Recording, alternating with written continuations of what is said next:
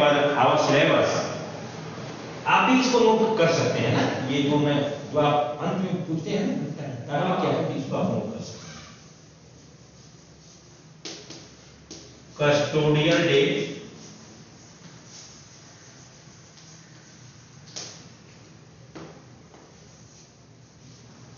Crude action, आप लोग भेजा हूं मैं ना, क्या है एक्शन ऑफ ह्यूमन राइट्स। अरे भाई आप लोगों को तो भेजा हूं ना सर, ये वाले को नया वाला नहीं भेजा, नहीं बेटा भेजा है।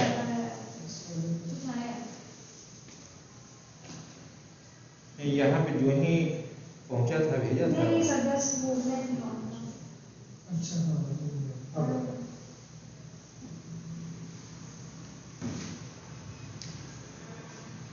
This is our topic which is given in respective syllabus, custodial days, crude action of human rights। ये आज का हमारा टॉपिक है जो आपके सिलेबस में दिया हुआ है।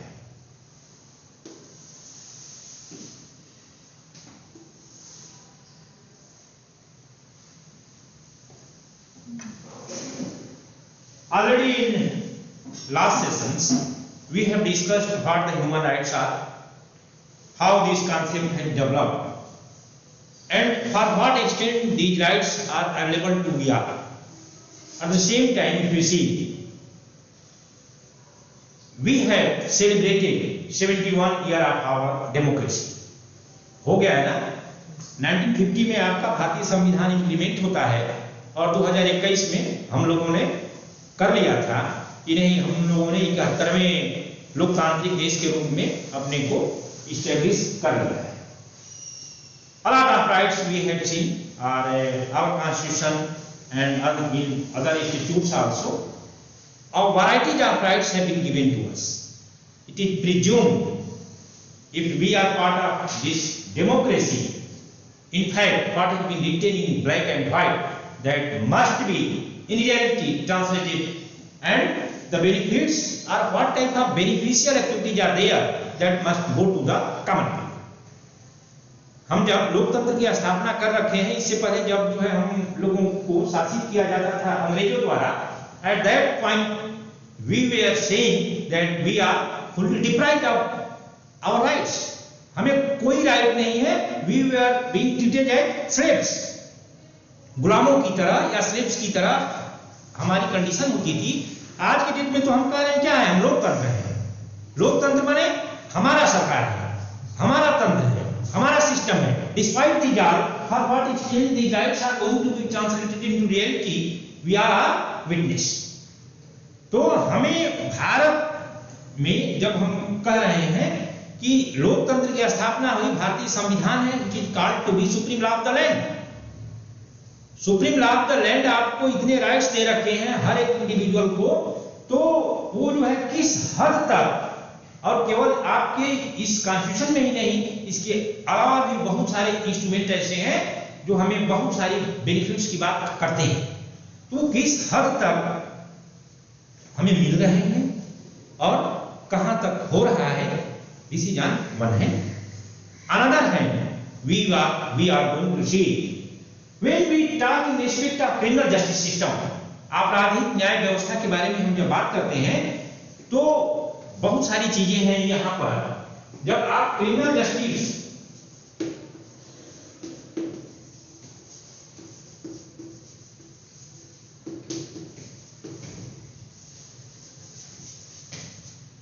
सिस्टम की बात करते हैं तो यहां पे जो मोटा मोटी आप कह सकते हैं जो एलिमेंट है, पुलिस है ना, एक क्यूट है या कॉन्विक्ट है और जुडिशियरी है।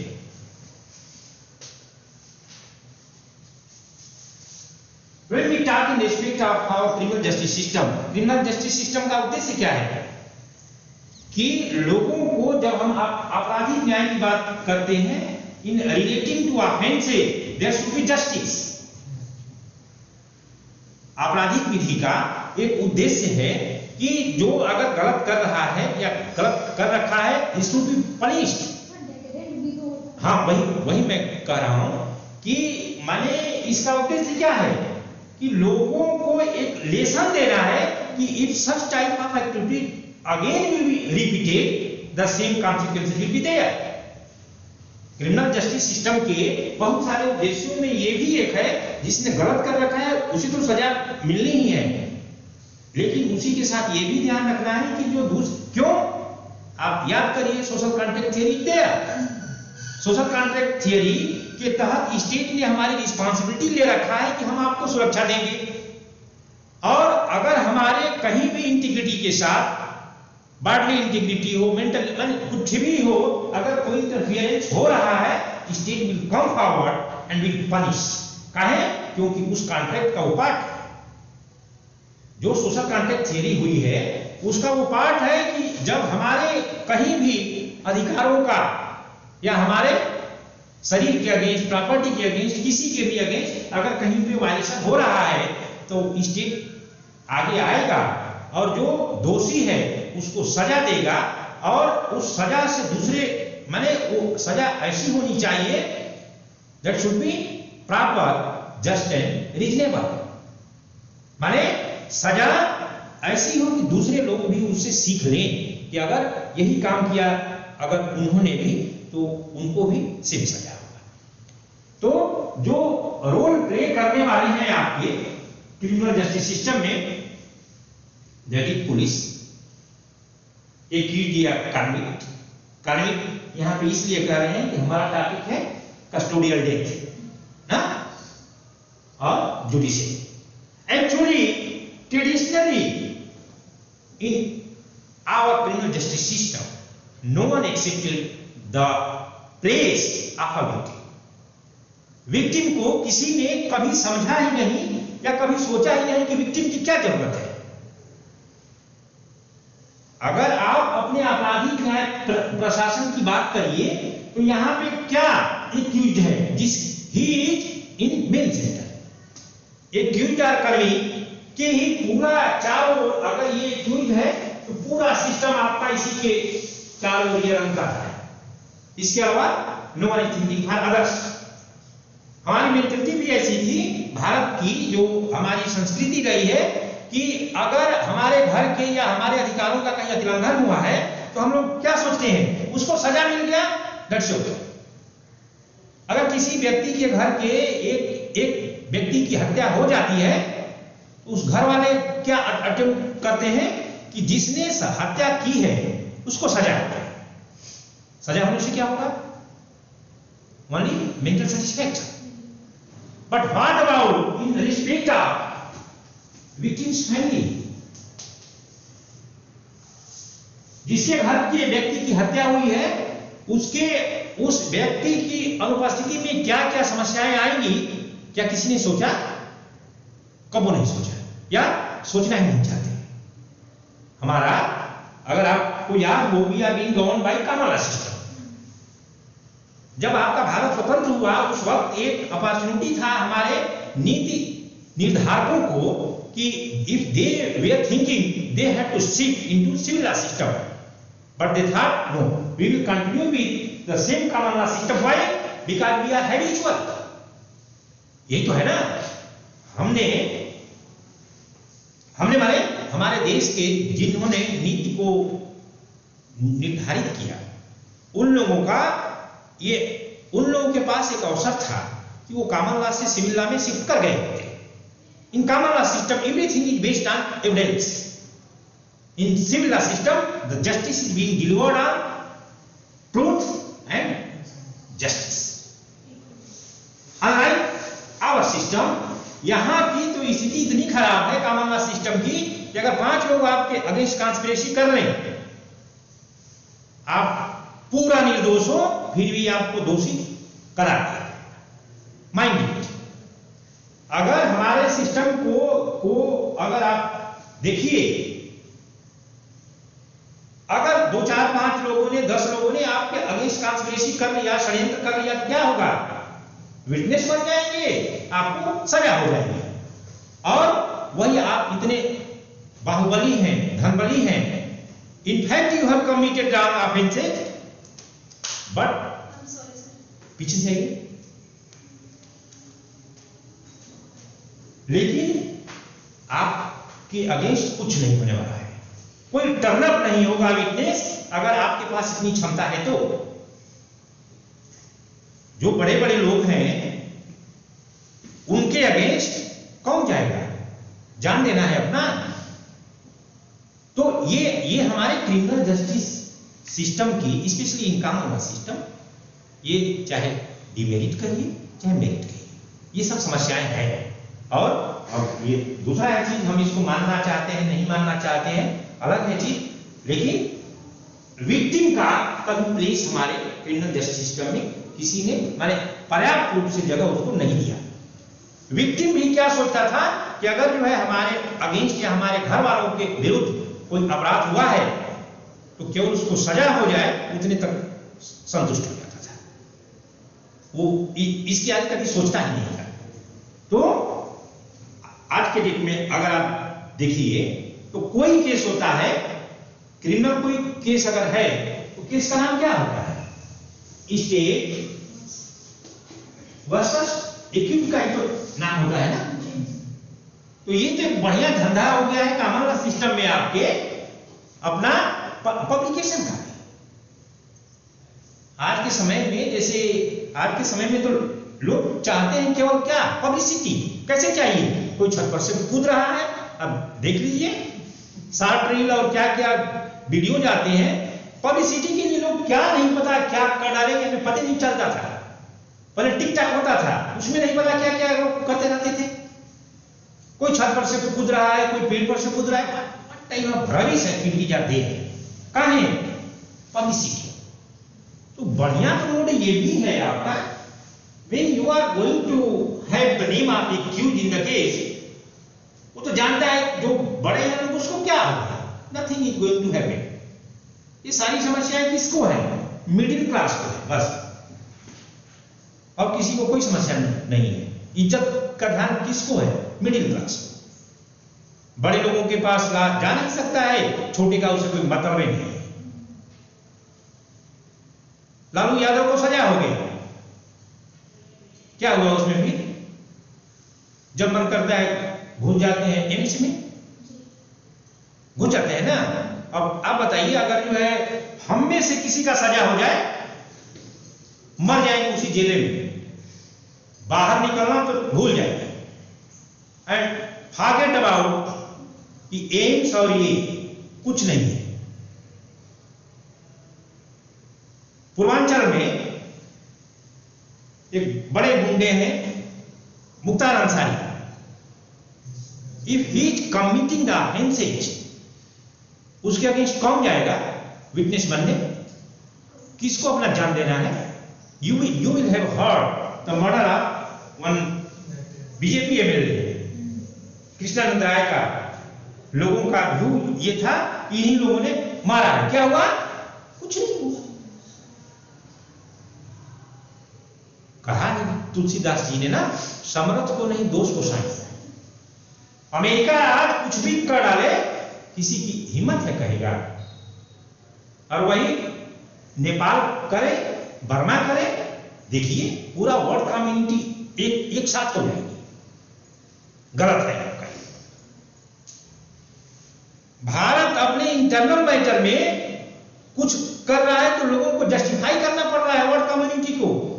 370 को हमने हटाया, जो स्पेशल दर्जा जम्मू कश्मीर को था हमने उसको हटाया, पूरा वर्ल्ड कम्युनिटी एकदम बौखला गई। क्या हुआ, ह्यूमन राइट का वायलेशन हुआ। लेकिन अफगानिस्तान में ये वेल एस्टेब्लिश गवर्नमेंट को उखाड़ के आतंकवादियों ने फेंक दिया, किसी का मुंह नहीं खुला। क्या यही जो है ह्यूमन राइट है? अफगानिस्तान में इवन यूनाइटेड नेशंस ने भी कुछ नहीं कहा, बस ये कहते हैं बच्चों का और महिलाओं का अधिकार। आप देखिए Ravish statement, if you are saying that you are going to govern the whole nation, whole world, कैसे होगा भाई? एक जो है ये होता है ना टर्म, डुअल टर्म, किसी का दो दो मुंह होता है ना। सम पर्सन्स यू विल गेट, आपके सामने ये कहेंगे, इनके सामने ये कहेंगे, इसी तरह की चीजें हो रही है। तो मेरा ये कहना है कि when we talk in respect of our criminal justice system, जो लीडिंग रोल प्ले करने वाले हैं यही तीन हैं, और विक्टिम का तो कहीं आपने जगह ही नहीं दिया या जगह रखा ही नहीं। तो हालांकि हम लोग जो है यहाँ पे विक्टिमोलॉजी के बारे में बात भी नहीं करने जा रहे हैं, हमारे तीन ही ये लीडिंग रोल प्ले करने वाले के बारे में हम लोग चीजें कह रहे हैं। सो मिटा देंगे सब।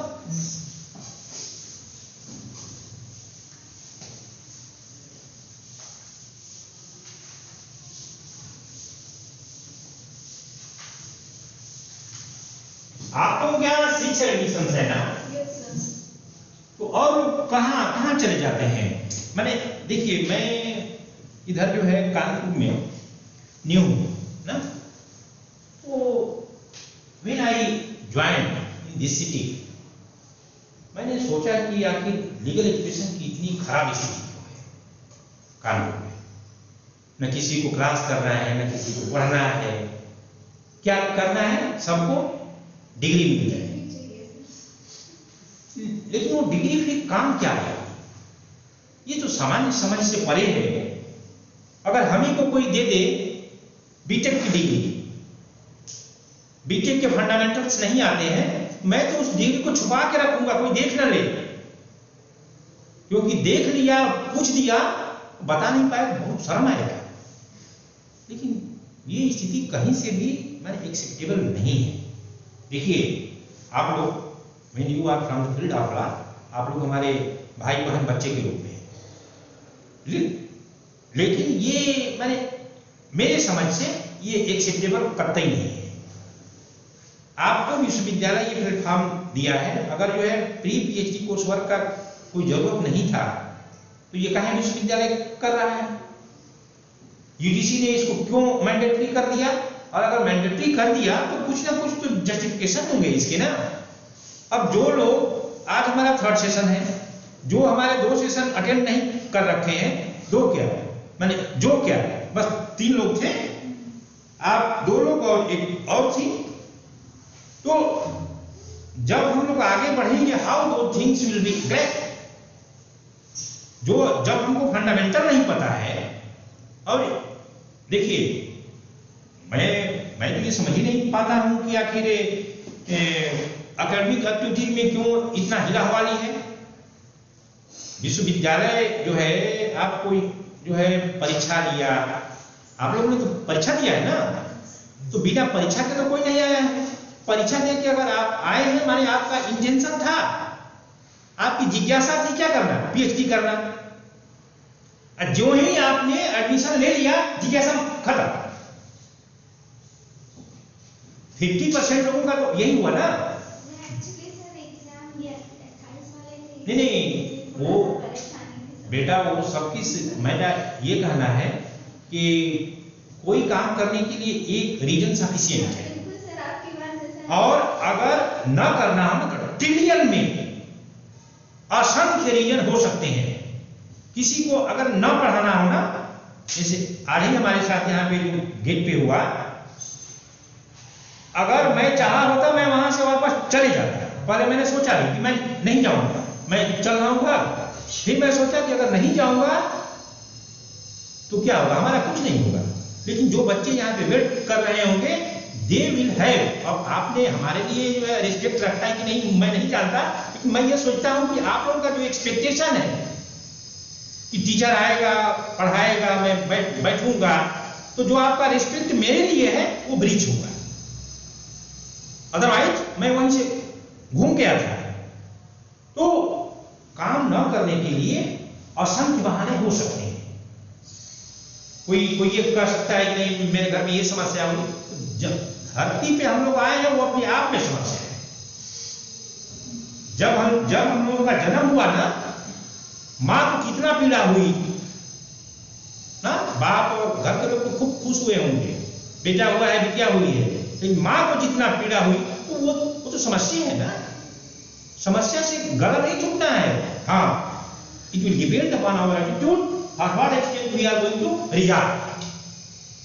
और अगर नहीं करना है तो मैं तो कह रहा हूं, ये देखिए, आप लोगों के बारे में मुझे नहीं पता कि किन संस्थाओं से आप लोग पढ़े हैं क्या है, लेकिन हमारे बनारस हिंदू यूनिवर्सिटी में 100% अटेंडेंस वाज मस्ट। नहीं पढ़ना है जाइए, हटिए। लेकिन ये प्ली नहीं चलने वाला है कि सर अब कोई काम ही ना करना चाहे तो कह सकता है कि सर हाँ मेरा ये बाल है ना, हाँ इसके ऊपर दर्द करना है, जबकि सबको पता है किसी का बाल दर्द नहीं करता है, लेकिन बहाना तो चल सकता है। ये सब चीजें हैं। सो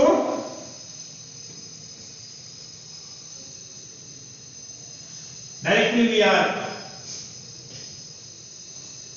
approaching to the topic custody. Criminal justice system में, आपराधिक न्याय प्रशासन में जो कस्टडी का कॉन्सेप्ट है, मैं इसको जंप मारा हूं सीधे। आपको क्रिमिनल जस्टिस सिस्टम मैंने बता दिया। कोई यहाँ पे एलएलबी का बच्चा है नहीं, यहाँ पे सारे लोग पीजी हैं कम से कम, और हो सकता है कि मुझसे भी ज्यादा आप जानते हैं। तो जो पुलिस है यहाँ पे, after committing the offence, this fact is being known to you all, जब अपराध हो जाता है या अपराध होने की अगर सूचना भी मिल जाती है, पुलिस एक्शन में आ जाती है। अब आती है कि नहीं, अब ये जो है भगवान समझे, लेकिन it is expected from the law, they must come into motion. वो जब आ गए मोशन में तो फर्स्ट स्टेज क्या होता है? रजिस्ट्रेशन ऑफ रिपोर्ट, रिपोर्टिंग हो गई। As per nature of the case, as per nature of the matter, whether this is cognizable और नॉन कॉग्निजेबल, अब एफआईआर पंजीकृत हुआ है कि एनसीआर हुआ है? एफआईआर हुआ है, इमीडिएटली अरेस्ट है टू बी मेड। यही होता है ना। अगर एनसीआर है, पुलिस उसको अरेस्ट नहीं करती है।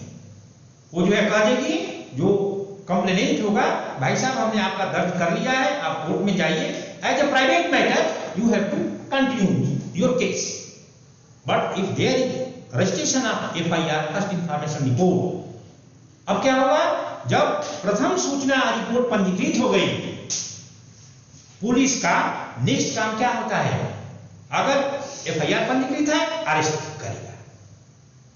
अरेस्ट कर लिया ना, अरेस्ट करने जो ही अरेस्ट उसे करता है, there is starting point of custody. Custody में भी आपको टाइप, ये सबको पता है, police custody and judicial custody. अभी हम जुडिशियल पे नहीं जा रहे हैं, मैंने बहुत सारी चीजों को आपको जो है स्लाइड में दे रखा है, उसको आप लोग देखते रहिए। मैं यहाँ की चीजों को समरी में और सामान्य भाषा में समझाने का कोशिश करता हूं। जब आपने अरेस्ट कर लिया, कस्टडी में ले लिया, तो आने जाने के समय को छोड़ के with in 24 hours you means the police have to produce the accused before a magistrate.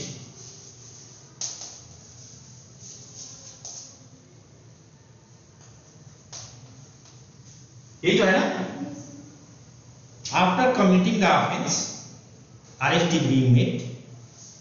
Arrest के बाद जब कस्टडी में ले लिया, तो आगे माने जहां अरेस्ट कर रखा है या थाने से मजिस्ट्रेट के कोर्ट तक या जगह तक पहुंचने में जो समय लग रहा है, उसको छोड़ के 24 घंटा के भीतर उसे मजिस्ट्रेट के सामने प्रस्तुत करना पड़ेगा। अब क्या हो सकता है? जब मजिस्ट्रेट के सामने प्रस्तुत कर दिया, the magistrate has to decide the matter. There may be 2-3 options. अगर मामले सामान्य है, magistrate is thinking free, he may release on bail. यही तो है। If the magistrate is thinking free and matter is by the concerned magistrate thought that bail should be granted, he may release early. तो जो police custody ये 24 घंटा तक तो ये था ही इसके पास, इसको आप ध्यान रखिएगा। अभी हम उसको नहीं आ रहे हैं, ये सब चीजों को बताने के बाद फिर आएंगे। जो 24 आवर्स था लीगली, और प्रैक्टिस में क्या होता है भगवान मालूम है। प्रैक्टिस में पुलिस जो है 5 दिन पहले ही आपको उठा के जो है लॉकअप में डाल रखी है, घूमते रही है। लीगली दे हैव 24 आवर्स, और 24 घंटा तो बहुत ज्यादा होता है कोई ऑफेंस करने के लिए। ऑफेंस तो 1 मिनट 2 मिनट 5 मिनट में हो सकता है या हो जाता है। किसी भी ऑफेंस को करने के लिए to commit the offence 1 minute sufficient है, नॉट मोर देन दैट। तो जब जो है 24 घंटे के पास, 24 घंटे के भीतर इनके पास ये था समय। एट द सेम टाइम जब अगर वो बेल पे रिलीज नहीं कर रहा है, if the person, if the accused who has been produced before the magistrate, if he is not being released, the second condition may be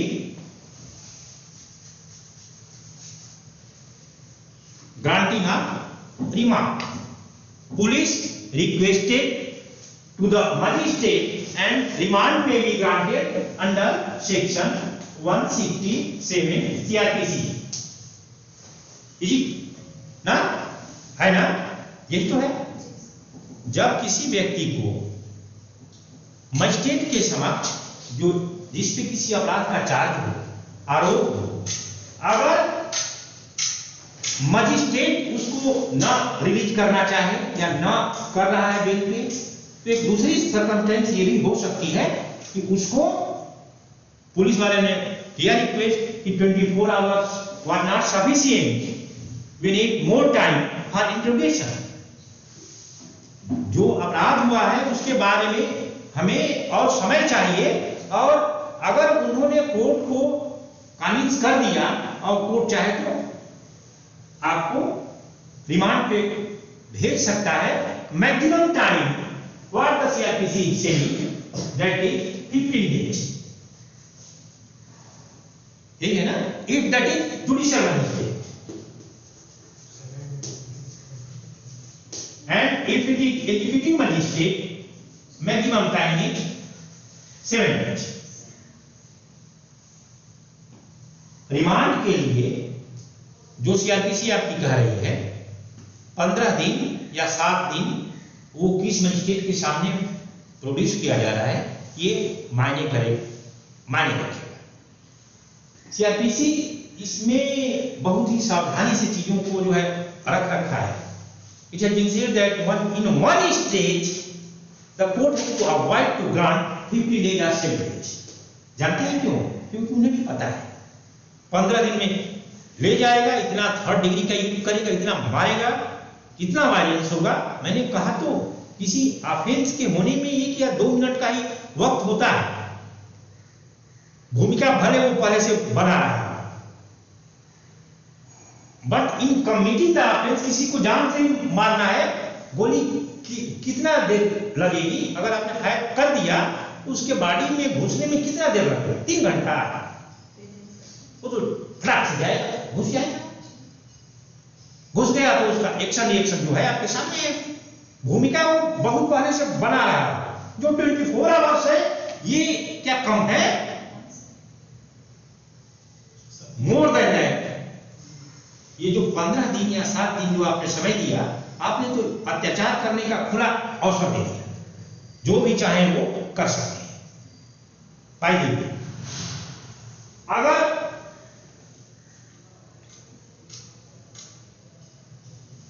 ये दोनों परिस्थितियां न हो, बेल पे भी रिलीज ना करें, रिमांड भी ना करें, तो वो 3rd स्थिति होती है to send you judicial custody.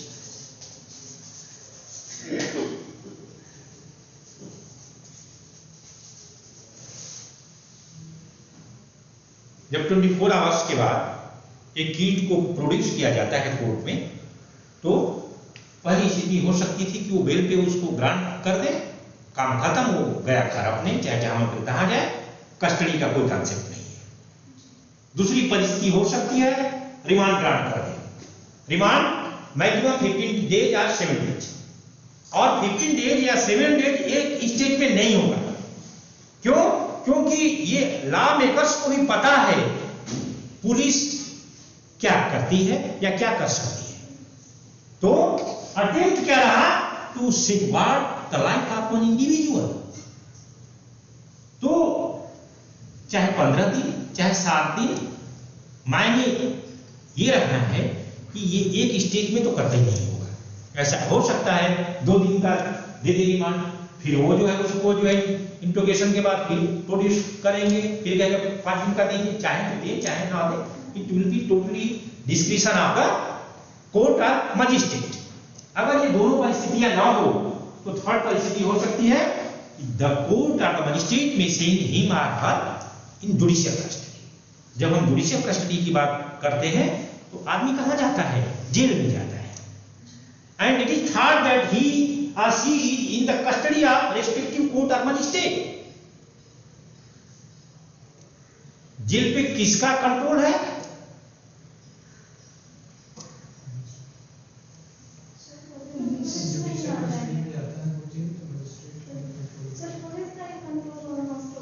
That is being wholly controlled by executive। आपने स्टेट के 3 आर्गन तो देखे हो भाई ना? अरे महाराज,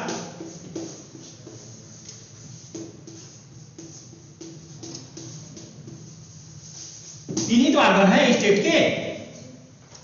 आपके सामने यहां पे तीन आर्गन है, law making body, law executive body और डिसाइडिंग या इंटरप्रेटिंग द लॉ। इंटरप्रिटेशन करने की जिम्मेदारी इनको दी गई है, विधि को इम्प्लीमेंट करने की जिम्मेदारी इन्हें दी गई है। अब देखिए, you are saying that the respective accused is in the custody of court और मजिस्ट्रेट, लेकिन वो है कहां पर? Under fully control of executive. ये क्या जुडिशरी के पार्ट में है ना? जो जेल है, जो जेलर होता है, जो उनका डीआईजी जेल होता है, आईजी जेल होता है, जो भी है वो एग्जीक्यूटिव के आदमी है, वो जज वहां पे नहीं है। दो इट इज प्रिज्यूम दैट माने ये केवल प्रिजम्पशन है, ये केवल प्रिजम्पशन है। जैसे कहा जाता है ना, आर्टिकल 50 है says that there will be separation of power. अब माने अरुणाचल में बहुत सालों तक जुडिशरी का काम एग्जीक्यूटिव लोग करते थे। नॉर्थ ईस्ट के कई सारे स्टेट में, Manipur, Mizoram, there was no concept of जज, there was concept of executive magistrate, और वही सारी चीज leave deserve. You see the condition of your UP.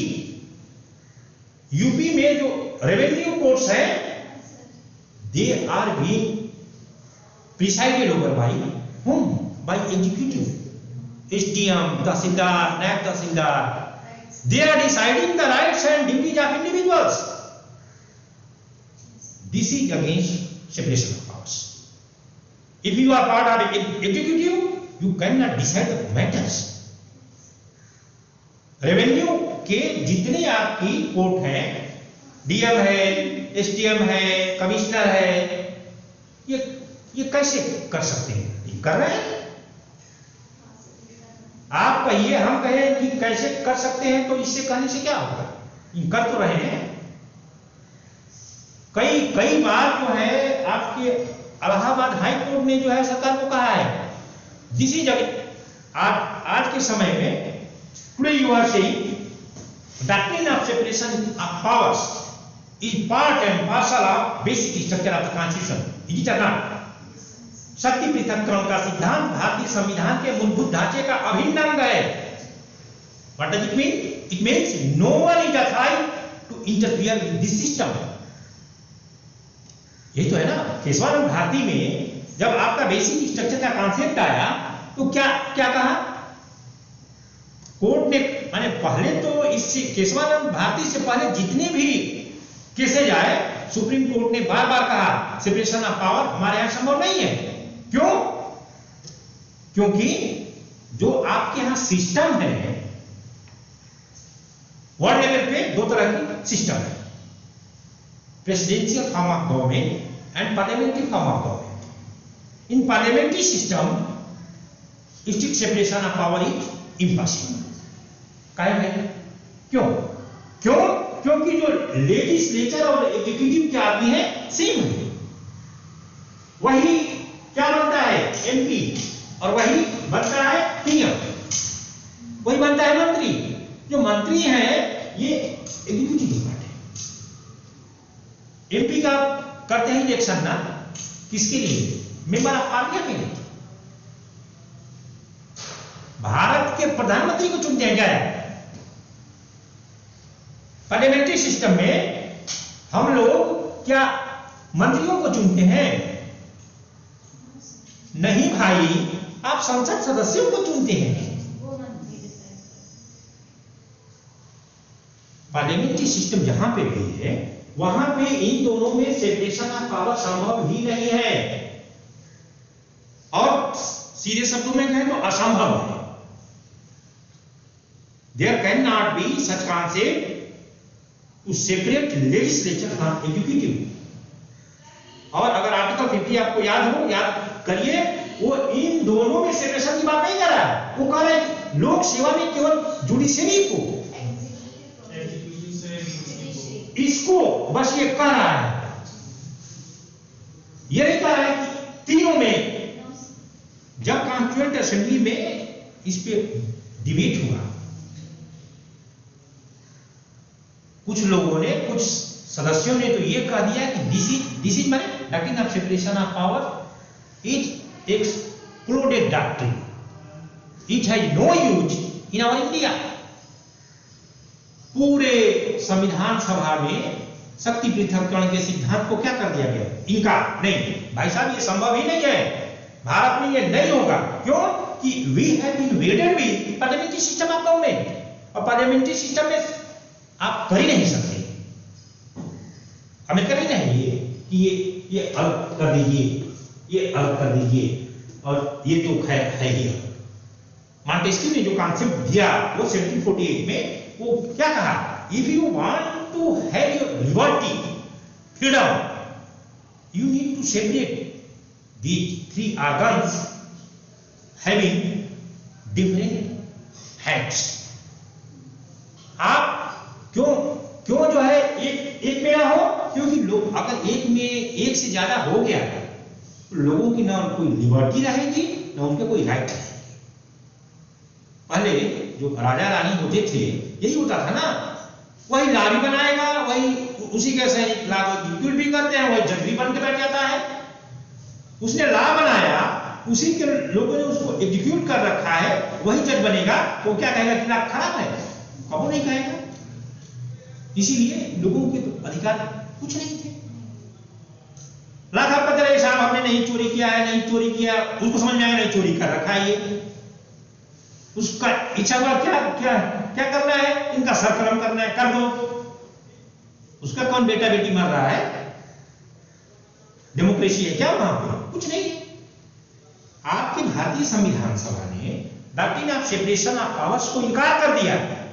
But what are those comparing factors which compelled to the Indian judiciary to say in case of Bharati separation of powers is part of the basic structure of the Constitution of India। आप इसको छेड़ नहीं सकते हैं, ये इतना important है। कैसे होगा? संविधान निर्माताओं ने कह दिया ये नहीं होगा हमारे यहाँ, उच्चतम न्यायालय कह रहा है कि है ही नहीं, ये इतना अभिन्न अंग है, आप इसको छेड़ नहीं सकते। कैसे हो गया ये? How it possible? आप लोग देखिए, आप न तो एलएलबी के स्टूडेंट हैं न तो एलएलएम के स्टूडेंट हैं। आप क्या करने जा रहे हैं? पीएचडी। तो पीएचडी करने जा रहे हैं तो आपको ये सब चीजों को ध्यान में रखना पड़ेगा, और यही सब चीजें आपको जो है देनी क्या? हाइपोथेसिस के लिए विटामिन। हाइपोथेसिस ये तो आप लोग पढ़ रहे होंगे ना रिसर्च में सलाह दी। हाइपोथेसिस माने क्या? Untested imagination in respect of any particular topic, यही है ना। हाइपोथेसिस तो यही है। अगर वो टेस्टेड है दैट इज नॉट हाइपोथेसिस।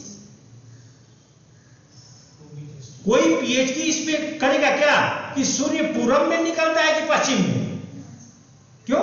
क्योंकि ऑलरेडी ये टेस्टेड है ना। कोई कोई कोई ये कहेगा क्या कि क्या मुंह में खाना डालने के बाद जो है मुंह चलाएंगे तो खाना माने कुछ आएगा कि नहीं? क्योंकि उसका वो एक्टिविटी है, होना है जो ऑलरेडी टेस्टेड है। That is not topic for research. Research तो हमें ये सब चीजों को ढूंढना है। और ये जो आपका कोर्स वर्क है इसका ये भी एक उद्देश्य है कि आप you need to think in respect of your topics also. आप अपने टॉपिक के भी बारे में सोचते रहेंगे। खाली यहाँ पे राम कथा सुनेंगे तो कुछ नहीं होगा। आप में और हम में एकेडमिकली कोई अंतर नहीं है। आप भी ले में, हम भी ले में। हो सकता है कि आप लोगों में से मेजॉरिटी नेट हो, नेट हम भी हैं। आपसे मैं एक कदम बस आगे हूं। मैं ऑलरेडी डॉक्टरेट हूं और अब आप करने जा रहे हैं। दूसरा अंतर क्या है? आप हमसे एज में छोटे हैं, मैं आपसे एज में बड़ा हूं। इसके अलावा कोई अंतर नहीं।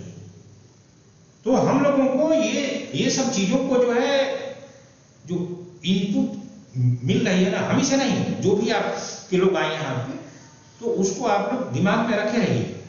जिसको भारतीय संविधान निर्माताओं ने इनकार कर दिया, उसको 1973 में कैसे भी उच्चतम न्यायालय का दिया कि केवल ये संविधान का भाग नहीं है, ये इतना महत्वपूर्ण भाग है कि इसको कोई डिस्टर्बेंस कर सकता है। ऐसा क्यों हुआ? उसके बाद सर एल चंद्र कुमार के मामले में भी अरे भैया बहुत सारे केसेज हैं। यल चंद्र नहीं, केशवानंद भारती से जो जर्नी स्टार्ट हुई है। सर ये सोच रही उस समय इतना कॉन्फ्लिक्ट हो रहा था तो ये देखा गया कि अगर इसे अलग नहीं बताया जाएगा तो लॉ एंड ऑर्डर मेंटेन ही नहीं होगा। नहीं तो आपका जो तो भारतीय संविधान निर्माताओं को क्या लॉ एंड ऑर्डर की नहीं है? टाइम पे जो सिचुएशन थी वो दूसरी थी सर। और इस टाइम पे जब एक गवर्नमेंट बना के सब कुछ स्मूथली नहीं रन हो पा रहा था, तो आप जो है जब पार्लियामेंट्री सिस्टम में है, पार्लियामेंट्री सिस्टम का बेसिक फीचर है कि ये सेपरेट नहीं हो सकते। और आप तो कह रहे हैं कि separation of power basic part है। आपने तो ये नहीं कहा ना कि separation only of judiciary in organs of the state. संविधान जो हम आज संविधान कहते हैं, ये तो हमारे संविधान निर्माताओं का तो देन है ना। उसमें अगर आप लोग पढ़ेंगे आप लोग, आई एक्सपेक्ट लाइक दैट। जब इस पे डिस्कशन हुआ, के मुंशी ने कहा था कि दिस इज एक्सप्लोडेड एक्ट। वहां पे कहा है कि we have been wedded with parliamentary system of government. और जब पार्लियामेंट्री सिस्टम है तो ये असंभव है कि सेपरेशन ऑफ पावर। सर एक बार रिपीट कर दीजिए, क्या मुंशी जी ने क्या कहा था? दिस माने doctrine of separation of powers is exploded.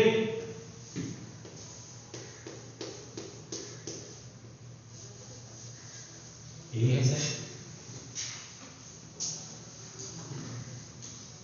हम लोग कहां थे? चलिए, ये जो है हम लोगों को माने बीच बीच में सोचते रहना है। आप जब जो है चीजों को पढ़िए उढ़िए या जब चीजों को डिस्कस करिए तो इसमें अपना काम का भी चीज आप ढूंढते रहिए। हाँ? तो हम अब आ गए आपके जुडिशियल कस्टडी की जो बात हम लोग कर रहे थे। क्या था? Though we know it that the respective detainee, अब जो भी है, चाहे वो एक्यूज्ड है चाहे कन्विक्ट है, कहने के लिए वो क्या है? कोर्ट के कस्टडी में है। और फिजिकली अगर देखिए या प्रैक्टिकली देखिए तो वो एग्जीक्यूटिव के लोग वहां पे हैं। और आपको याद होगा Lord Edward once said, power tends to corrupt and absolute power corrupts absolutely. याद है ना? तो जिसके पास पावर है बहुत हद तक चांस है वो उसका मिसयूज करेगा। यूपी टेट का परीक्षा हुआ, क्वेश्चन पेपर लीक हुआ। आज के दैनिक जागरण में जो नीट था, जो उसका सेक्रेटरी था, अरेस्ट हुआ। काहे? क्योंकि मनमाने तौर पे एक ऐसी कंपनी को वो जो है टेंडर दे दिया जो सारे टर्म एंड कंडीशन को फुलफिल करती नहीं थी। डिस्पाइट रिजल्ट आपके सामने। जिसके पास पावर है, अगर प्रॉपर चेक एंड बैलेंस ना हो, बहुत हद तक संभावना है मिसयूज करेगा। और अगर मिसयूज करेगा तो किसी न किसी को क्षति तो होगी। जब आप एग्जीक्यूटिव के लोग either they are in police custody,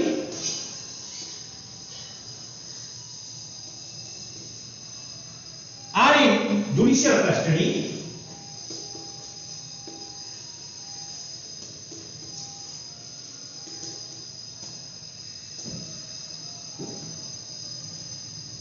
जब एक्यूज या कोई व्यक्ति जिसको आपने निरोध कर रखा है, हम लोगों ने पिछले अभी कुछ मिनट पहले देखा था, पुलिस कस्टडी प्राइमरली 24 आवर्स है, ये नहीं है। प्राइमरली पुलिस वालों के पास तो राइट है 24 आवर्स उनको करना है। पुलिस कोई अपराध करने के लिए तो मिनटों सेकंडों में हो सकता है। अभी हम लोग देखेंगे कस्टोडियल डेथ के काजेज क्या है, लेकिन जहां तक हमारा आंसर है, एक आम आदमी के एस्पेक्ट से आप सोचिएगा तो किसी को मारना है, किसी को पीटना है, भूमिका बनाने में भले 2 घंटा लग जाएगा ना तैयारी करने में, लेकिन जब झापड़ मारना है तो जाएगा, ऐसे मार देगा। नहीं तो 24 घंटा तो अपने आप में बहुत बड़ा समय है। और यूनिक चीज ये कि they are in power under the shield of uniform and authority. जैसे हम ही हूं, अगर ऐसे आप देख रहे हैं तो क्या है, एक जो है सामान्य आदमी है, आ जाए यूनिफॉर्म में, अभी वर्दी पहन के स्टार, एक सामान्य आदमी का एक्सपेक्टेशन क्या होता है, भैया इससे दूर रहिए, नहीं तो कौन जाने हम मार देगा, कुछ भी। हम लोग क्या कहते हैं, we the people of India. भारतीय संविधान हमारा घोषणा क्या कर रखा है, हम लोग संप्रभु हैं। और इस संप्रभु की स्थिति ये है कि सड़क पे अगर जाइए, सारे डॉक्यूमेंट आपके पास है, होमगार्ड ऐसे हाथ दे दे, पसीना छूटता है, सबको छूटता है, कोई गड़बड़ी नहीं है, सारे डॉक्यूमेंट सब कुछ है। क्यों? क्योंकि इतना डर है लोगों में। नहीं, वो अगर चाही जाए, आपको चाही जाए वो डिटेन करना। जैसे एक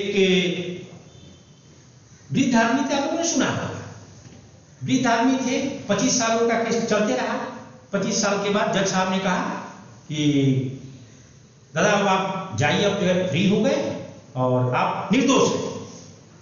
तो वृद्ध आदमी ने कहा कि साहब आप जल्दी से दरोगा बन जाइए, मैं जो है भगवान से मैं कहूंगा रिक्वेस्ट की दरोगा बन जाइए। उन्होंने पहले सोचा जज ने कि ठीक है जाओ। दरोगा जो है जज के सामने क्या है, कुछ नहीं है ना, उसका स्टेटस अलग है, उसका स्टेटस अलग है, कहा ठीक है जाओ। कहने नहीं साहब मैं जो है भगवान के पास मैं जो है रोज रिक्वेस्ट करूंगा कि हमारे जज साहब को दरोगा बना दें। तो जज ने ये समझा कि शायद ये हमारी स्थिति को नहीं समझ रहा है। वो कहा अरे दादा हम जो है जज हैं, दरोगा से हम ऊपर हैं, बहुत ऊपर हैं। तो वृद्ध आदमी ने कहा कि साहब दरोगा जी हमसे 5000 रुपए मांग रहे थे उन दिनों, नहीं दिया,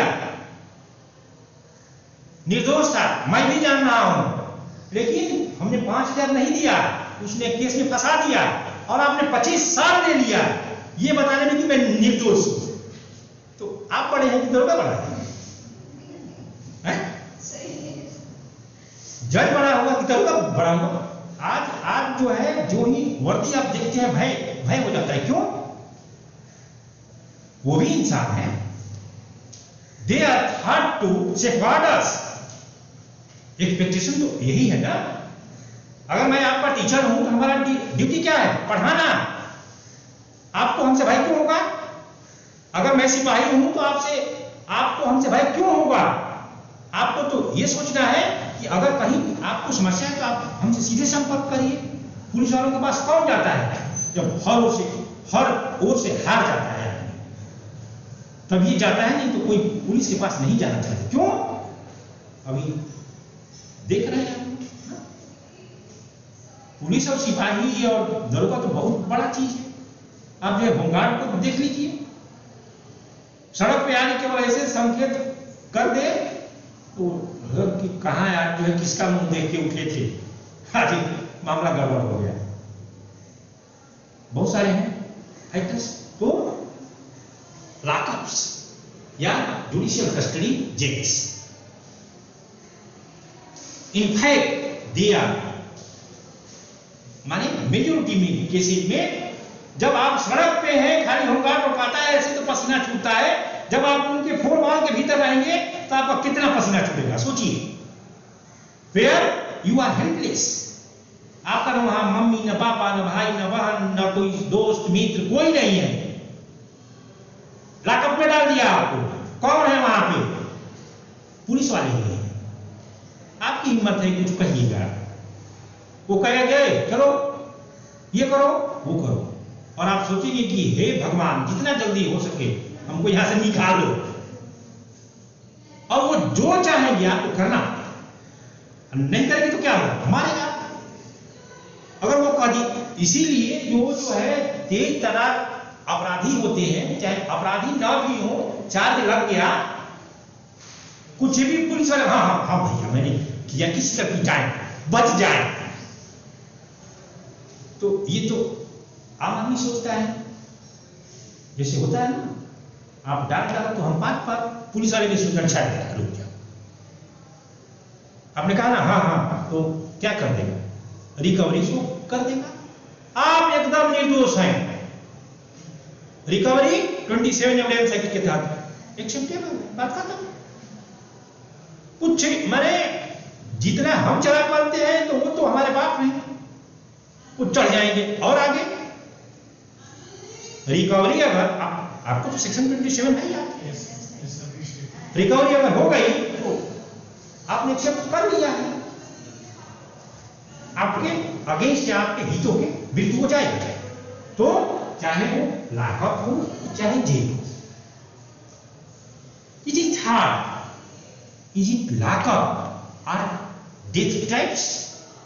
डेथ ट्रैप जानते हैं ना, जैसे ट्रैपिंग होती है ना, ये बाघों का, शेरों का जो है ट्रैप बना देते हैं, वो ट्रैप करने के लिए पांव उनके फंस जाते हैं, इसके बाद शिकारी या जो उनका हत्या करने वाले होते हैं वो सब धर लेते हैं।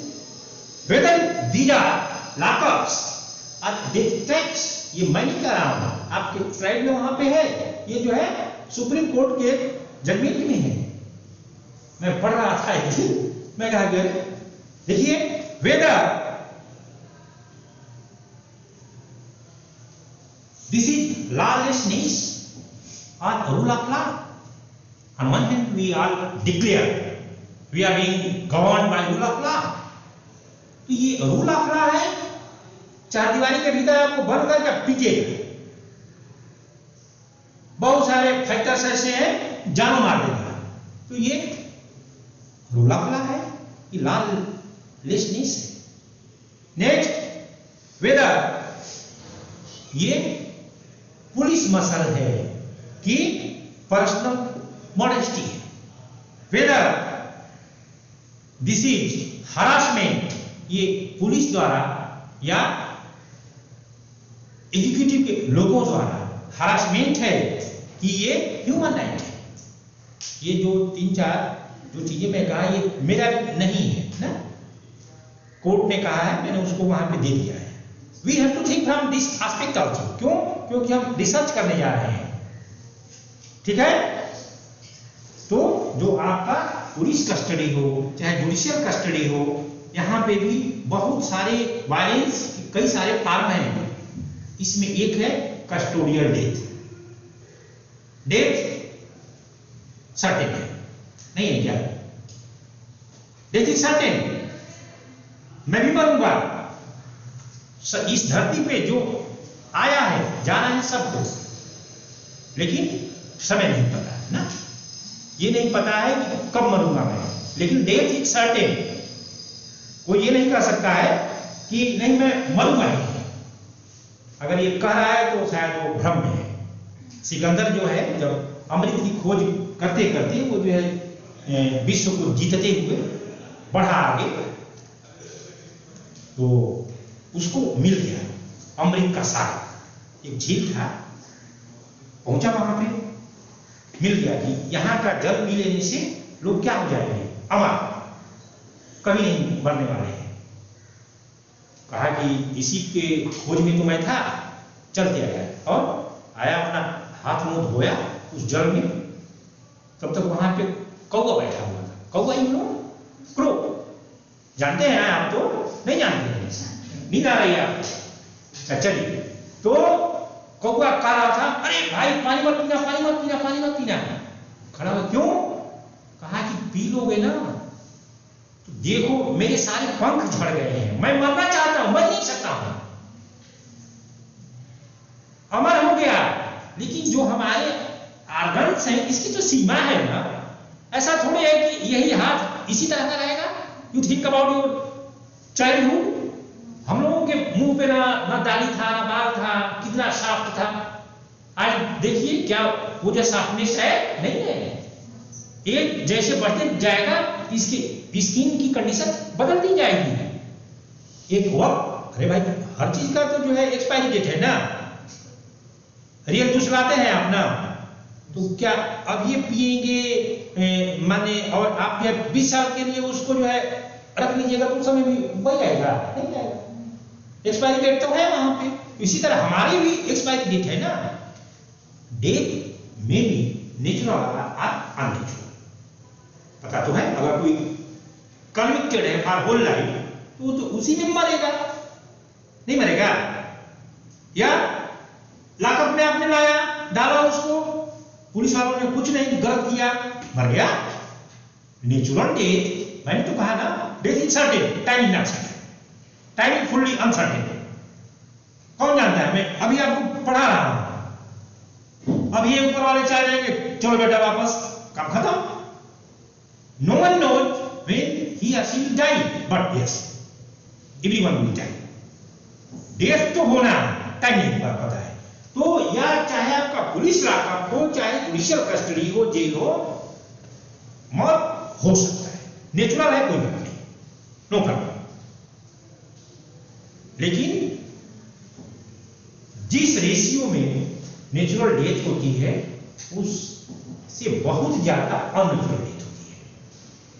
अननेचुरल माने पुलिस लॉकअप में वो उनको offence against the body of the respective detainee, arrestee हो सकता है, उसके बहुत सारे कार्य हो सकते हैं, इंट्रोगेट है, ऐसा हो सकता है कि वो कहेंगे नहीं आपको ये करना पड़ेगा स्वीकार।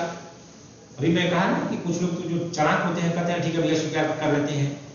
पुलिस वाले भी कहे अच्छा उनको बहुत कर रहे हो स्वीकार, तो हम दिखा देंगे क्या, रिकवरी हो गया, काम आपका खत्म। तो लॉकअप में या जेल में जो अननेचुरल डेथ है, that is the blood on our society which is being said to be civilized society. आप क्या कर रहे हो भाई? 10 लोग मिल के अंडर द शील्ड ऑफ वर्दी, यूनिफॉर्म एंड अथॉरिटी, आपने एक को उठाया, 10 लोग पटक पटक के उसको मार डाले। किसको? एक आदमी। किसने मारा? 10 लोगों ने, 20 लोगों ने, 5 लोगों ने। कहां? जहां पे वो आदमी बेचारा खुद असहाय है। तो क्या यही आपकी जो है सिविलाइज्ड सोसाइटी है? क्या यही रूल ऑफ लॉ है? These are great questions before us, which have to be discussed or thought by we are. आपको जो मैंने पीपीटी भेजा हुआ है उसके स्लाइड नंबर कौन है? 6 स्लाइड नंबर 6 पे आप आए। देखिए, this is not my data, this is the data national crime records bureau. इसका पब्लिकेशन जो है वो आता है under the title crime in India. वो कह रहा है पुलिस लॉकअप में डेथ कितनी हुई है 76 2020 में, पिछले साल। और जानते हैं टॉप किया है किसने? गुजरात ना। इसी तरह अगर इससे पहले देखिए 2019 में 85 पुलिस लॉकअप में डेथ हुई थी।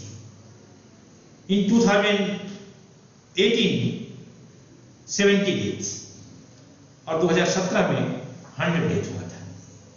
कभी टॉप किया आपका गुजरात, कभी तमिलनाडु टॉप कर रहा है। किसमें?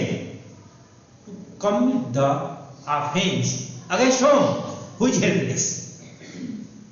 आप अपने थाने में लॉकअप में पकड़ के उसको मार रहे हो, पीट रहे हो। क्योंकि हमारा कॉन्सेप्ट क्या है, आज का टॉपिक क्या है? कस्टोडियल डेथ ना। So we will see few causes. आप लोग घबराए नहीं है ना। आज जो हमारा 12 बजे तक भी चलेगा तो कोई दिक्कत नहीं है आप लोगों को, क्योंकि आप लोग खुद जो है देर से आते हो, समय से तो आए नहीं हो। समय से अगर जो है आप जो है 10 बजे आए होते तो 11:30 तक हमारा खत्म हो जाता। लेकिन आप लोग तो आते हो नहीं समय से, तो अब 1.5 घंटा तो जो है विश्वविद्यालय ने जो कहा है मैं तो उसी के अनुसार पढ़ के आता हूँ, प्रिपेयर होकर आता हूँ। बाय द वे अगर किसी को बीच में जाना हो तो आप जा सकते हैं, मेरे ओर से कोई समस्या नहीं है। फर्स्ट कार्ड में भी negligence.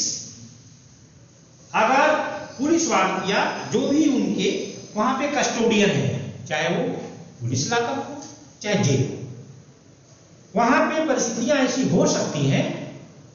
What is required on the part of those care takers, they fail to take. Negligence तो आपने टाट में पढ़ा है ना, हमें ये ड्यूटी है करने की और मैं ना करूं तो मेरा नेग्लिजेंस है। अगर मेरे कस्टडी में कोई अभियुक्त या अपराधी है तो हमारा रिस्पॉन्सिबिलिटी क्या है उसका? अच्छा सुनिए, जो भारतीय संविधान जो फंडामेंटल राइट दे रहा है, कहीं डिस्क्रिमिनेशन कर रहा है क्या कि को ये नहीं होगा? अगर कोई लॉकअप में भी है, जेल में भी है, तो राइट तो उसका भी है ना। किसने आपको कह दिया? जो वहां पे अथॉरिटी है जिनका जान मार दीजिए आप।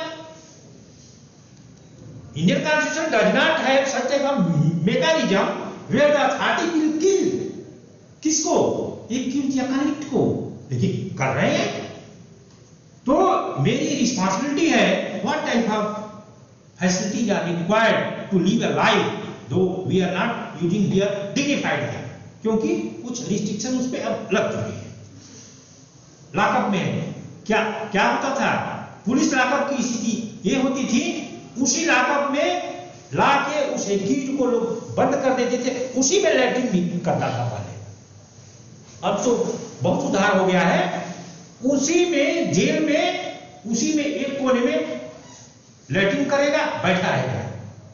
क्या आप ये सोचिए, आपके घर में जब छोटा बच्चा होता है लैट्रिन कर देता है तो मां इमीडिएटली उसको साफ करती है, मांगता है ना हम लोगों को।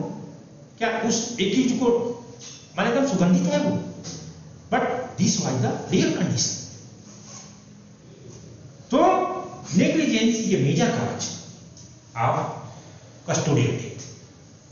बहुत सारे कार्य में पुलिस अधिकारियों का, अथॉरिटी का ये एक कारण है जिससे जो कस्टोडियल डेथ हो रहे हैं इंक्रीज हुए हैं। नेक्स्ट होता है टू एक्सट्रैक्ट इंफॉर्मेशन। पूछेगा बताओ, अब वो बेचारा अगर मान लीजिए निर्दोष है तो यही ना कहेगा कोई साहब मैंने अपराध नहीं किया है, उसको मारेगा, इतना मारेगा अब उसी में वो मर जाए, कस्टोडियल डेथ हो गया। देखिए हम लोग मनुष्य हैं, पुलिस वालों के लिए भी ये नहीं संभव है कि कौन झूठ बोल रहा है कौन सच बोल रहा है। लेकिन आप कोई सूचना प्राप्त करने के लिए किसी का जान मारेंगे, पूछना है पूछ लीजिए, बताएगा ठीक है, नहीं तो अपना ड्यूटी खत्म करो, जान मारोगे उसको। लेकिन हो रहे हैं, अगर आपको याद हो तमिलनाडु वाला केस, उन लोगों को सीन रिक्रिएट करने के लिए सुबह में ले जाया गया, और सबको मार दिया गया, काम खत्म। ना जरूरत पड़ेगी बेल की, ना जरूरत पड़ेगी ट्रायल की, ना कोई डिसीजन की, ना अपील की, सारा काम ही खत्म हो गया। जाइए, from any side it can not be said to be a society which is being ruled by rural. नहीं, ये गलत है। इसी तरह लॉकअप में मान लीजिए आप बंद कर दिया, आपको पेट दर्द हो रहा है, हार्ट की समस्या हो, साहब बहुत दर्द कर रहा है, आपको क्या समझ में आता है? कहेगा कि चलो तुम खुले चलते हाथ तो गए मारे। उसका कौन सा बेटा बेटी बाप है? There is no proper medical treatment, medical care for those people who are under custody. ये लोग कब जाते हैं? जब उमर जाता है तब। जो बेचारा डिटेनी है जब मर जाएगा ना, तब उनकी नींद खुलती है कि क्या कराना है, postmortem. Before that no one thing. Next is, कई बार ऐसी भी परिस्थितियां होती हैं एनमिटी विद अथॉरिटीज। मान लीजिए मैं जो है वहां का सब इंस्पेक्टर हूं, मैंने कहा है पानी लाओ उधर से, आपको मैंने डिटेन कर रखा है, कहेगा साहब हमको लाए पानी। अच्छा बेटा, रात होने पीटेगा, उसी पिटाई में जय सीताराम, खत्म। जुडिशियल कस्टडी में वहां पे एनमिटी इन डिटेनियर्स। ऐसा हो सकता है मैं क्या हूं, मैं गुंडा, ये भी एक गुंडा आ गए, तो ऐसा तो हो ही सकता है, इसी में पीटा पीटी हुई, खत्म। ये भी काज हो सकते हैं। नेक्स्ट, गैंगवार इन प्रिजन्स। गैंगवार भी है, आपने सुना होगा मुन्ना बजरंगी को उसी में से जेल में से मार दिया, सुने थे ना? उसी ग्रुप में से वो जो है, नहीं पता कैसे हथियार आ गया वहां पर। तो गैंगवार भी एक जो है कस्टोडियल डेथ का एक कार्ड है। हम किस ग्रुप के हैं? मुन्ना बजरंगी के। हम कौन है? धनंजय सिंह ग्रुप के, ब्रिजेश सिंह ग्रुप के। तो ये भी चीजें चल रही है। इसी तरह एक और भी काज है, पॉलिटिकल इंटरफियरेंस। आज हमारी सरकार है, विपक्ष के किसी व्यक्ति को या जिससे हमारा अच्छा संबंध नहीं है, दुश्मनी है, जेलर को मैं कहूंगा कितना मारो मर जाए, क्या होगा? हम तो इधर है, हमें क्या पता है भाई, हमसे क्या मतलब है? जिस तरह कितने मर्डर रोज हो रहे हैं, 2 दिन मीडिया में हल्ला का काम खत्म। पॉलिटिकल इंटरफियरेंस के कारण भी कस्टोडियल डेथ होते हैं। Next one is misuse of power. मैं तो कहा अभी, लॉर्ड हिबर्ट ने कहा था ना, पावर है तो मिसयूज करेगा। अगर हमको यह समझ में आ रहा है कि मैं कौन हूं, मैं यहाँ का एसएचओ हूं, मैं कहा क्या बेटा जाओ मेरे घर में लैट्रिन धो के आओ, तो कहेगा साहब हमको धोने जाए, हम तो अपने घर में धोते नहीं है। अच्छा बेटा लाओ लाठी लाओ, इतना मारेगा मरिए। ये सब चीजें हैं।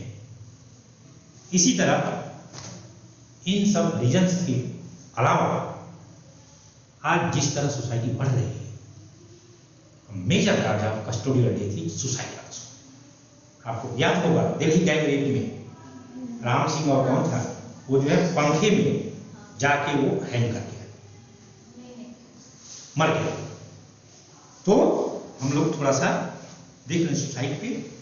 सुसाइड के लिए ये बहुत मेजर समस्या है। आपका क्रिमिनल जस्टिस सिस्टम का क्या उद्देश्य था जब हम लोगों ने शुरुआत किया था कि a message has to be sent to the society if such incident is going to be repeated again, same punishment will be given to them। तो सुधारात्मक भी एक उद्देश्य था। हुआ क्या? वो तो जासूसी में कर ले रहा है आत्महत्या, तो आपका फेल कर गया सिस्टम ही। तो एनएचआरसी ने इससे बड़ा बहुत परेशान रहे ह्यूमन राइट्स के एस्पेक्ट से। मुझे याद है जो आप लिंक मैंने इसमें भेजा है, वो 2014 में इन्होंने मोनोग्राफ छापा और इसमें बहुत सारे रिकमेंडेशन, बहुत आप उस लिंक पे क्लिक करेंगे ना तो खुल जाएंगे ना। तो suicide in prison, prevention strategy and implication from human rights and legal points of view. तो इसमें कई सारे कागज इन्होंने बताया है कि आखिर सुसाइड हो क्यों रहे हैं। आप जेल में, लॉकअप में जब अत्याचार करिएगा, जब वो आदमी, देखिए सामान्य आदमी कोई सुसाइड नहीं करता है। हम लोग धरती पे क्यों हैं? पहला जीने के लिए ना, मरे क्यों भाई? लेकिन परिस्थितियां ऐसी हो जाती होंगी शायद कि वो आदमी को समझ में आता होगा अब तो हमारा कोई है ही नहीं, फ्रस्ट्रेट हो गया, ना मैं अपने फैमिली से मिल सकता हूं, हम पे क्या हो रहा है, अत्याचार हो रहे हैं, मैं करूं क्या? इससे अच्छा है खत्म। तो एनएचआरसी ने बहुत सारे रीजन बताए हैं, उस रीजन में आप लोगों के सामने आप लोग देखिएगा। In respect of custodial death, international community accepted Nelson Mandela rules. इसका जो डिटेल में है कि standard minimum rules for the treatment of prisoners 2015 में यूएन जनरल असेंबली ने इस डॉक्यूमेंट को अडॉप्ट कर रखा है और इसमें बहुत सारी चीजें कही गई हैं कि जो बंदी हैं उनको मिनिमम चीजें क्या होनी चाहिए। और आपके स्लाइड में मैंने लिंक दिया है, उस पर क्लिक करेंगे खुल जाएगा, तो आप उसको पढ़िएगा, देखिएगा। और in respect of custodial death, what type of steps are required on the part of states? These are mentioned in Rule 71. Rule 71 में custodial death के बारे में बातें की गई हैं। इसी तरह होता क्या है, जब डेथ हो जाता है कस्टडी में, पुलिस वाले क्या करते हैं, बहुत खराब स्थिति होती है। सभी लोग क्या कर रहे हैं, अपना केवल खाते खत्म। क्या मतलब है? किसी का बेटा तो मरा नहीं है, बाप तो मरा नहीं है, क्यों सोचेगा? तो मैटर इज पुअरली इन्वेस्टिगेटेड। ये मैं नहीं कह रहा हूं, एनएचआरसी कह रही है, ये मैं नहीं कह रहा हूं, भारतीय उच्चतम न्यायालय कह रहा है ना। तो किसी को मतलब ही नहीं होता है भाई, जब वो कहा कि हमारा पेट दर्द हो रहा है या हर्ट में या कहीं पे समस्या है, अगर आपने समय से जो स्टेप्स लिया तो शायद बच गया आपका बेचारा, लेकिन कोई क्यों सोचेगा। और उसमें जब डेथ हो जाए तो आईसीआरसी ने, international committee of red cross ने गाइडिंग प्रिंसिपल्स जारी कर रखे हैं। आपके इसमें मैंने दे रखा है guidelines on investigating deaths in custody. ये जो है रेड क्रॉस ने कहा है कि ये चीजें अपनाई जानी चाहिए इन्वेस्टिगेशन में। और उच्चतम न्यायालय ने, भारतीय उच्चतम न्यायालय ने 2017 में री इनह्यूमन कंडीशंस इन 1382 प्रिजन्स में कहा है कि बहुत सारे डायरेक्शन दिया है, अभी आप अगली स्लाइड में देखेंगे। वह यहाँ पे ये कहा है कि आप जो ये आईसीआरसी की गाइडलाइन है, ये होम मिनिस्ट्री के थ्रू हर लोगों को बताइए, तो अथॉरिटी है कि आपको करना क्या है, इन्वेस्टिगेशन कैसे करना है, क्योंकि लोगों को पता नहीं है। ये उच्चतम न्यायालय ने, भारतीय उच्चतम न्यायालय ने कहा है कि आप हर लोगों को ये बताइए। So in respect of suicide, NHRC का जो सजेशन है, कह रहा है NHRC, national human rights commission, there should be such mechanism where more and more visits of the respective family or friends may be allowed। जो जिन लोगों को आपने डिटेन कर रखा है, बंद कर रखा है, उनको आप ऐसा अवसर दीजिए कि वो अपने घर के लोगों से, अपने दोस्त मित्रों से मिल सके, अपने एडवोकेट से मिल सके। लेकिन अभी तक तो ऐसा बहुत है नहीं है, बहुत सारे रिस्ट्रिक्शंस हैं ना। ये एनएचआरसी का कहना है, क्यों? क्योंकि है नहीं, अगर होता तो क्यों कहता? फिर बहुत सारे रिस्ट्रिक्शन है, किसके लिए? जो कमजोर है ना। हाँ, जो बड़े हैं लोग, जो शक्तिशाली है, उसके लिए तो हर चीजें एक्सेसिबल है। इसी तरह कह रहा है कि जेल में या जब आप उनको डिटेन कर रखे हैं, कुछ कंस्ट्रक्टिव ऑक्यूपेशन जो है वहां पर दीजिए, फंसे रहे, बिजी रहे, उनको गार्डनिंग का काम कर दीजिए, मैंने कुछ भी रहे, बिजी रहेगा तो आदमी सुसाइड करने की चीजें नहीं है। सुसाइड कौन करता है? जो एकांत में वो ये सोचता है कि जिंदगी हमारा वैल्यूलेस हो चुका है।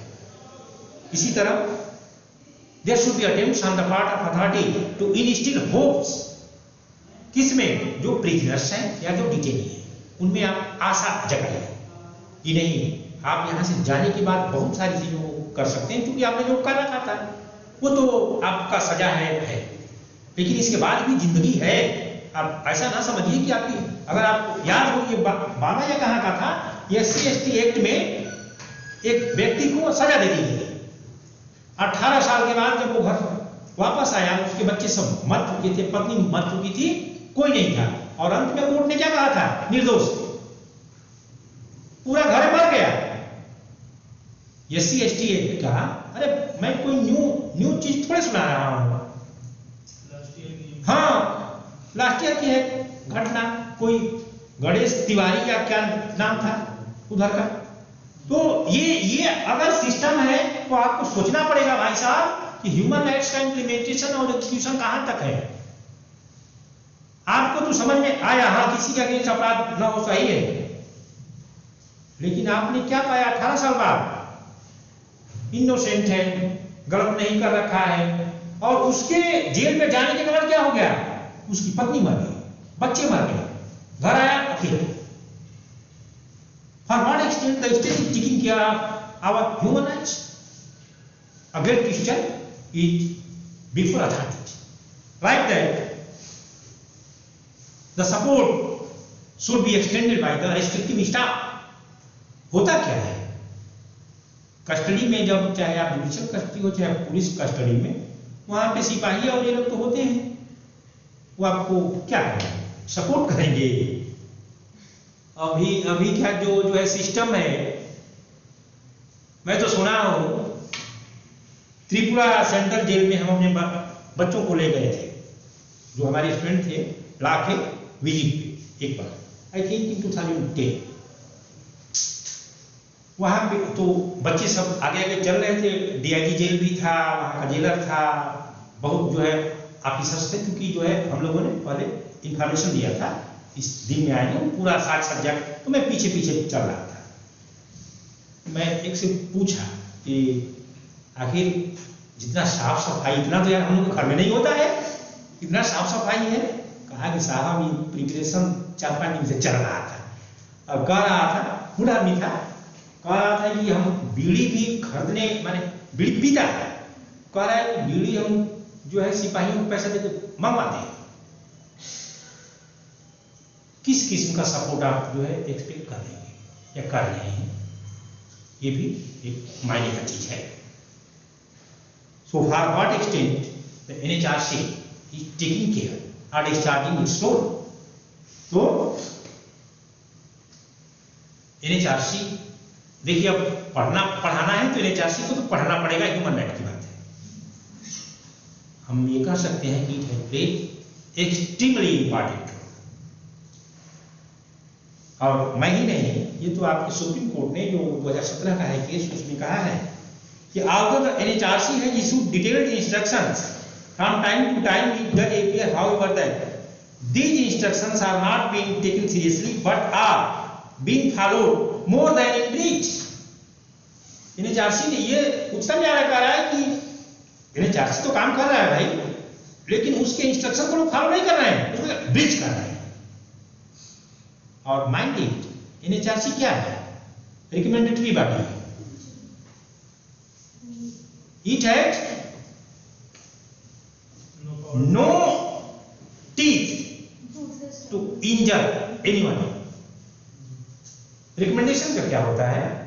चलिए कुछ तो है ना, रिकमेंडेशन है, सरकार माने न माने ये अलग है चीज, लेकिन ये उच्चतम न्यायालय कह रहा है कि NHRC ने जितने इंस्ट्रक्शन दिए हैं उसको लोग ब्रीच करने पे तुले हैं, उसको मानने का तो छोड़ दीजिए।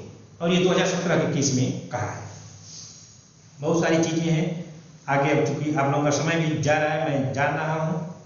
ये जो है NHRC के इंस्ट्रक्शन है कि कस्टोडियल डेथ होता है, पोस्टमार्टम में क्या करना है, कैसे करना है, इन सब चीजों को देखिएगा। डीके बसु के केस में, D K Basu versus state of West Bengal 1997 का है केस ये।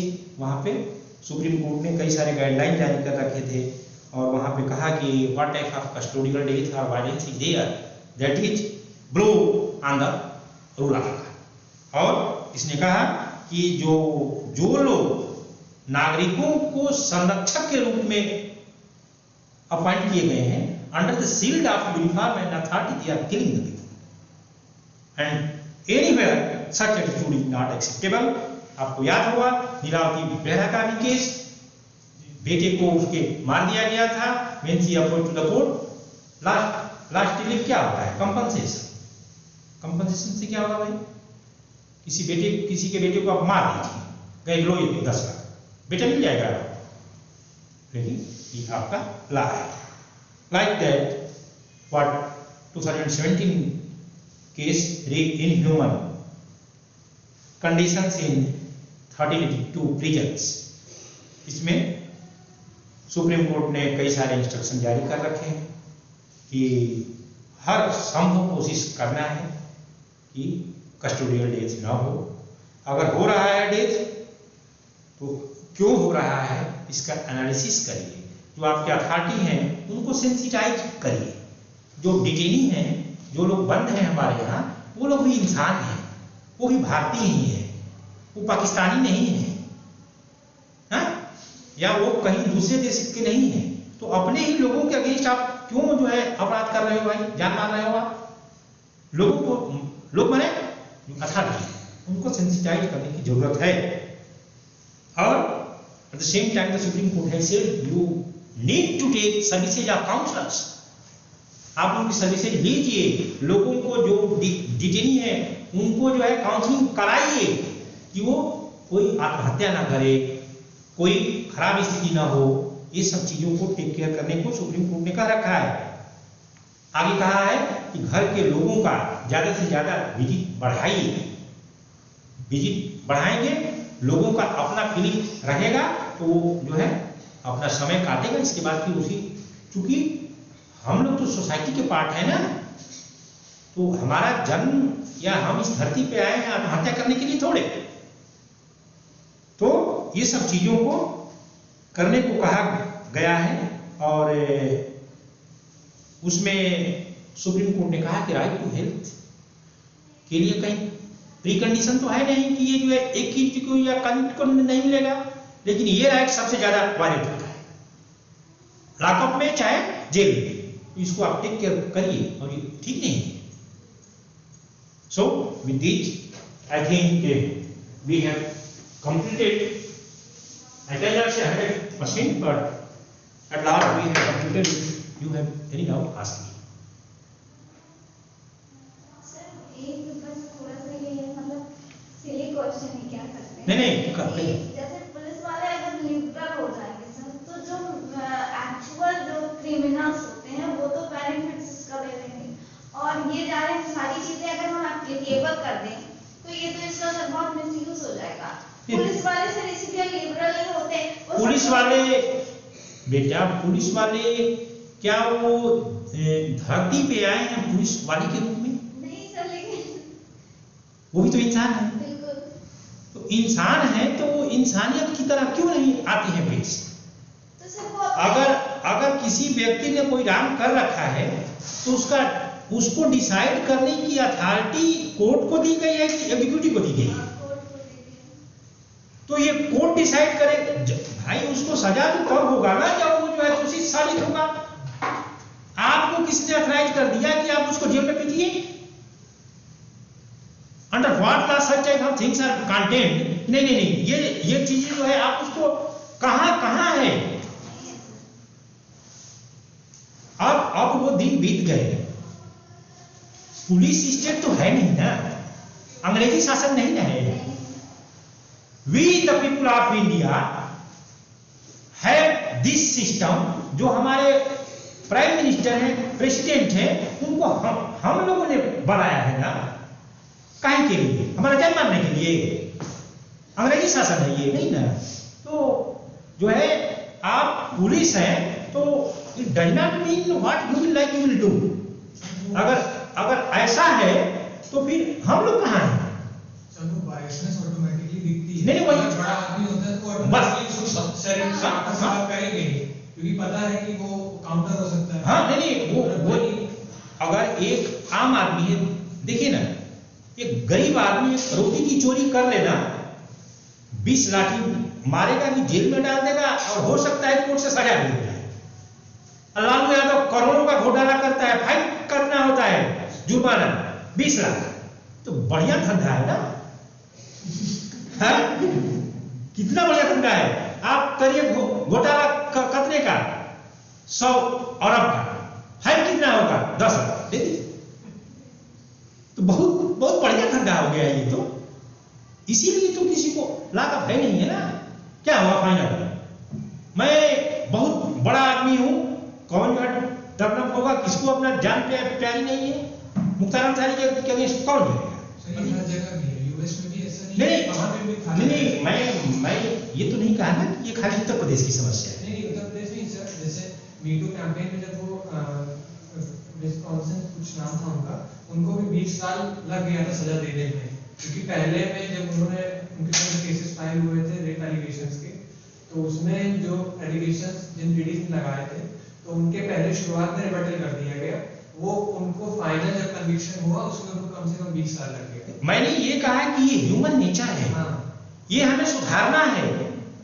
कस्टोडियल डेथ क्यों हो रहा है, ये आपका रिसर्च का टॉपिक है, आपको इस पे सोचना है और काम करना है, अगर इंटरेस्ट है तो। सर लॉ जो है वो तो मीडियम क्लास वालों के लिए है, अभी आप ये कह रहे हैं। नहीं मैंने नहीं कहा, मैंने ये कहा इस टॉपिक के परिप्रेक्ष्य में। नहीं सर, ये हम एग्री भी कर रहे हैं इसमें। लाज है सबके लिए है।